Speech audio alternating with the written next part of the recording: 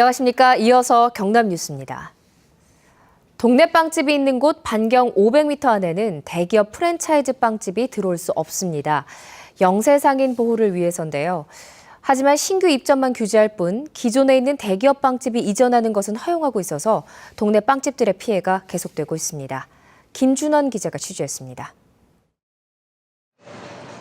창원의 한 휴대폰 판매점. 석 달 전만 해도 이곳은 동네 빵집이었습니다.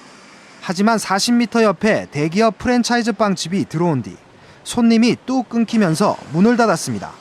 자기들의 그 법을 갖다가 굉장히 잘 하려고 한다 해야 되겠습니까? 그 적당히 잘 대론적으로 따라붙들어요. 25년째 동네 빵집을 한 62살 정모 씨도 사정은 마찬가지. 불과 20m 거리에 대기업 빵집이 곧 입점하기로 하면서 밤잠을 설치고 있습니다. 답답하지요. 지금 장사도 안 돼서 죽겠는데 옆에서 또 치고 들어오고 이랬더니 뭐가 전혀 안 되는 것 같아요.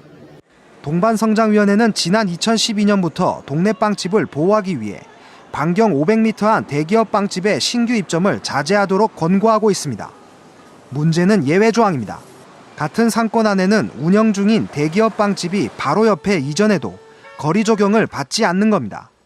신규로 추정하는 것이 동네 빵집 옆에 붙이면 안 되기 때문에 그 규정을 한 거지. 그 법 시행 이전 거는 기존에 인정이 되는 거죠.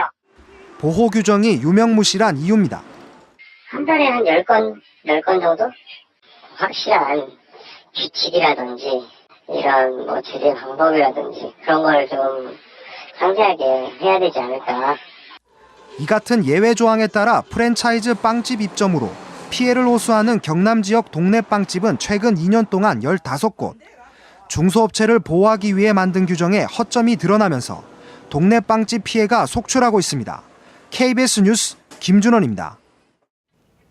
맞벌이 가정이 늘면서 직장 어린이집에 대한 필요성도 계속 제기되고 있습니다. 대형 사업장은 내년부터 직장 어린이집을 의무적으로 설치해야 하지만 여전히 적지 않은 기업들이 눈치만 보는 실정입니다. 박상현 기자입니다. 제조업 중심의 대형 사업장이 많은 경남 지역. 직장 어린이집 설치 대상이 수도권 다음으로 많지만 미이행률이 40.8%로 울산 다음으로 높습니다. 의무 설치 사업장 가운데 23개 사업장이 설치를 안 한 가운데 명단 공개를 시작한 2013년부터 3년 연달아 미설치 사업장 명단에 이름을 올린 곳도 14곳에 이릅니다. 또 지난해부터 2년 연속 명단에 오른 곳도 4곳에. 어린이집 설치 현황 조사에 불응해 명단에 오른 기업도 8곳입니다. 내년부터 대형 사업장은 직장 어린이집 설치가 의무가 돼 미설치 사업장은 한 해 최고 2억 원의 이행 강제금을 부과받을 수 있습니다. 하지만 일부 기업은 여전히 눈치를 보고 있습니다. 제가 알기로는 지침이 6월 말 정도에 확실하게 상세 지침이 나오는 걸로 알고 있어요. 새로운 지침이 나오고 이제 상세 기준이 나오면 출자적으로 이제 진행을 할 것 같아요. 게다가 일부 기업은 어린이집 담당자도 없습니다. 여직원이 담당을 했는데 해외도 그 직원이 또 다른 부서로 또 전거를 갔어요. 정확하게 지금 이 담당한 직원이 없는 상황입니다. 때문에 직장 어린이집에 대한 기업의 인식이 바뀌어야 한다는 목소리가 나옵니다. 보훈 사업장의 근로자뿐만 아니라 협력사 그리고 이런 취약계층들의 그런 보육도 같이 할 수 있게끔 그렇게 좀 이걸 사회 환원적인 사회 사업 형태로 좀 접근을 한다 하면 특히 무상보육 정책에 맞춰 직장 어린이집의 수요를 높이기 위한 고급화 전략도 필요하다고 보육 전문가들은 지적합니다. KBS 뉴스 박상현입니다. 오늘 새벽 3시쯤 창원시 사림동 57살 정모 씨의 다가구 주택에서 가스 폭발로 추정되는 불이 났습니다. 경찰은 가스렌지 주변에 불에 탄 흔적과 출입문과 창이 폭발로 변형된 것으로 미뤄 음식물을 조리하다 가스가 누출되면서 폭발한 것으로 보고 있습니다. 마산 동부경찰서는 아파트 주차 차량에서 40여 차례에 걸쳐 6천만 원 상당의 금품을 훔친 혐의로 33살 전모 씨를 구속했습니다. 전 씨는 지난해 11월 창원 마산회원구 한 아파트에 주차된 승용차에서 현금 560만 원과 시계를 훔치는 등 아파트 주차 차량을 대상으로 40차례에 걸쳐 6,500만 원 상당의 금품을 훔친 혐의를 받고 있습니다.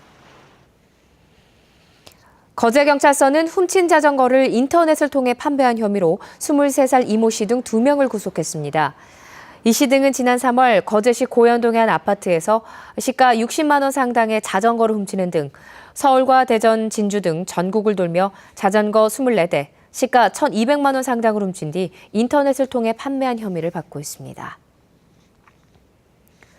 전국 17개 시도 가운데 경상남도의 예산 대비 채무 비율이 가장 낮아 재정 건전성이 높았습니다.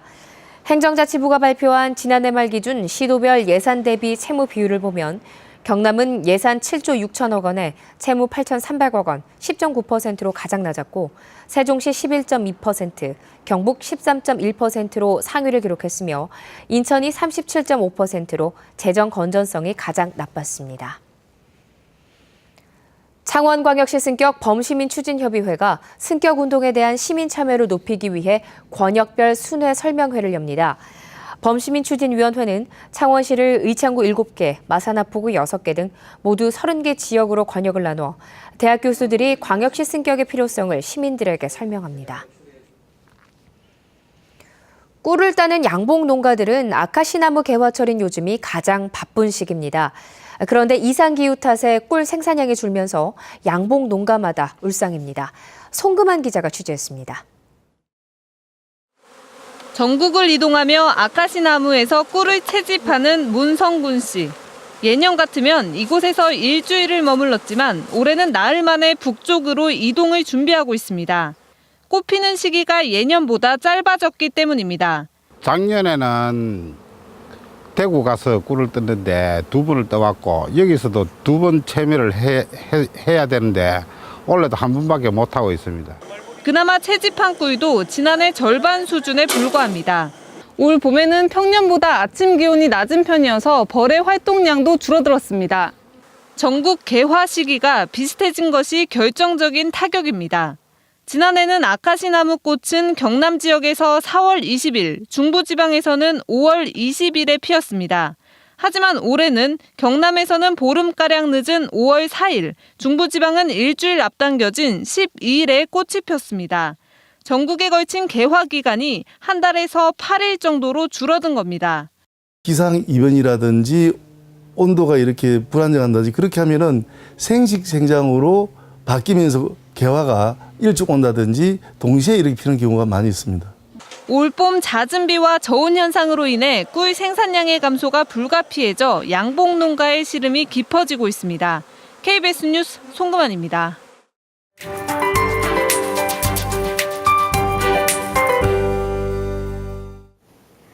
오늘은 여름 기운이 나기 시작한다는 절기 소만입니다. 소만에는 햇볕이 더욱 풍부해지면서 만물이 소생한다고 하는데요. 이런 기운을 받아 몸도 마음도 따뜻해지는 목요일이 됐으면 좋겠습니다.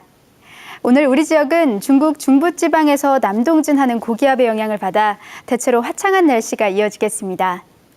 현재 위성 영상 보시면 경남 지역 하늘 위로 깨끗한 하늘빛이 드러나 있는데요. 오늘은 가시거리도 시원하게 트여 있습니다.